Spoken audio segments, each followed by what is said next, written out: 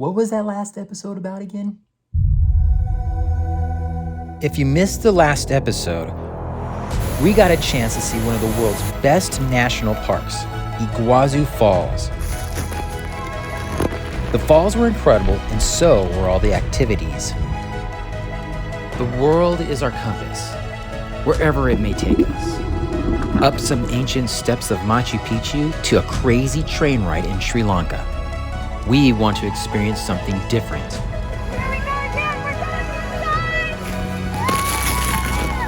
Something out of the ordinary. So join us on our adventures. Our Stein Ventures.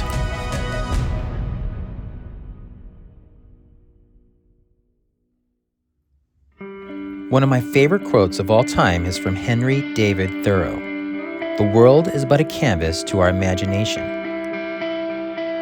It is filled with unlimited and endless possibilities and opportunities for us to pursue. And with each new country we visit, we're that much closer to finishing our canvas. It's time to continue our Brazil trip as we leave Iguazu Falls and head northeast to the colorful city of Salvador. Unfortunately, while we were on the plane, we got word Salvador would shut down its operations the whole weekend we would be there. It was a total bummer to hear those words because the reason we chose this beachside city was because we saw a video about Salvador and fell in love with the high-energy Afro-Brazilian culture. This city looked fun, and we were eager to meet the people. Our Uber driver picked us up from the airport, and immediately we noticed the mini favelas blanketing the hilltops. If you're not familiar with the term favela, favelas are informal settlements near large cities in Brazil. In the Brazil slums, the government does not provide basic services such as sanitation or electricity. It was interesting driving by the favelas. I've never seen anything quite like it in my life.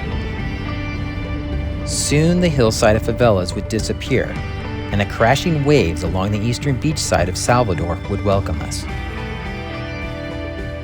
The salty smell of sea air and coconut palms on the beach.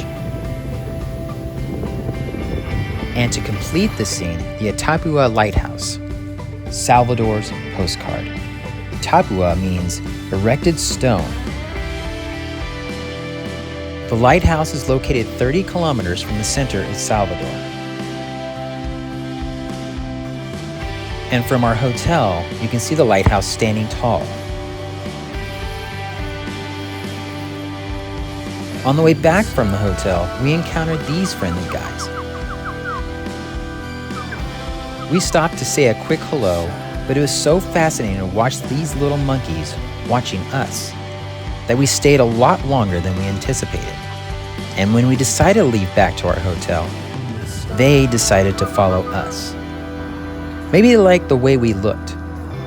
I know, I get a lot of compliments on my iconic Stein Venture hat. Or maybe they simply loved our company.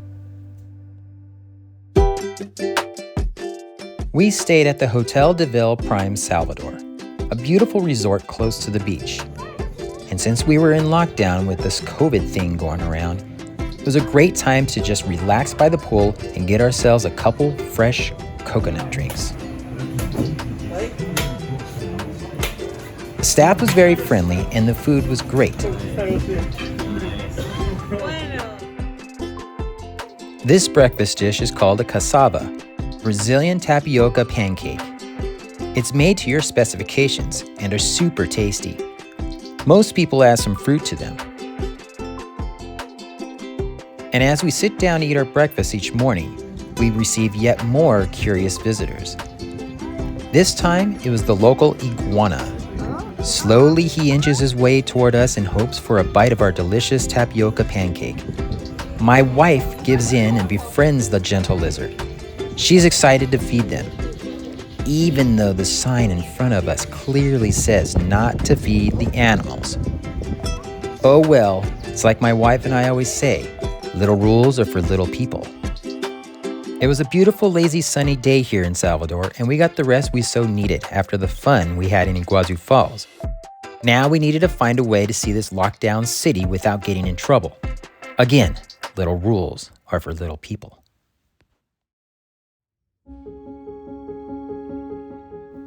Festivals happen frequently here with drum corps pounding out rhythms against the backdrop of historic buildings daily.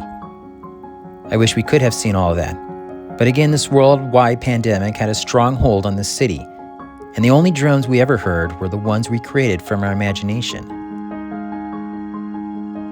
There's no other place in the Western Hemisphere where the culture of those brought as enslaved people from Africa has been preserved as it has been in Salvador. From music and religion to food, dance, and, believe it or not, martial arts traditions. Somehow, we managed to hire a driver to take us into downtown Salvador. We made our way through the maze of narrow streets. This was our chance to explore the true side of Salvador. It was amazing to see how people live on this side of the world. Half-built homes around us. And finally, we make it to the highlight of Salvador. Historic downtown. This is where we were supposed to see martial art displays and drummers pounding away making sweet music. But this usually lively downtown has been turned into an eerie ghost town for the weekend. A lonely dog greets us. We also managed to find a lonely tour guide who is eager and proud to share the history of her hometown. The only problem? She only spoke Portuguese, and we didn't speak a lick of Portuguese. What is one to do? A magical invention called Google Translator helped us through the difficult communication process, and our problem was solved. A UNESCO World Heritage Site, Salvador was the first capital of Brazil from 1549 to 1763. The city witnessed the blending of European, African, and Amerindian cultures. It was also, from 1558, the first slave market in the New World, with slaves arriving to work on the sugar plantations. There was only one shop breaking the lockdown law, and that was a shop of a painter. We loved her work so much, we decided to purchase 2 paintings from her.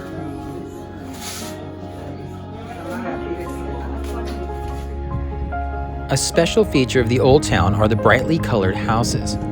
It reminded me so much of the houses in the Caribbean.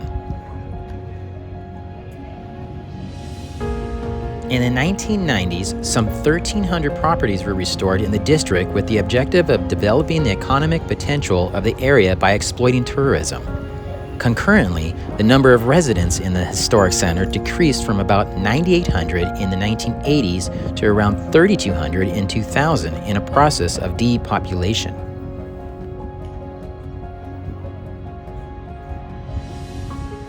Wandering these streets during this fragile time made me think. The government has so much power to shut down the livelihood of the people in this city. It happened in my hometown as well. Yes, I wish I could have seen this town in all its glory, and maybe one day I will. They have a Michael But for Jackson now, statue here. we enjoy the historic site Yeah. for what it stands for.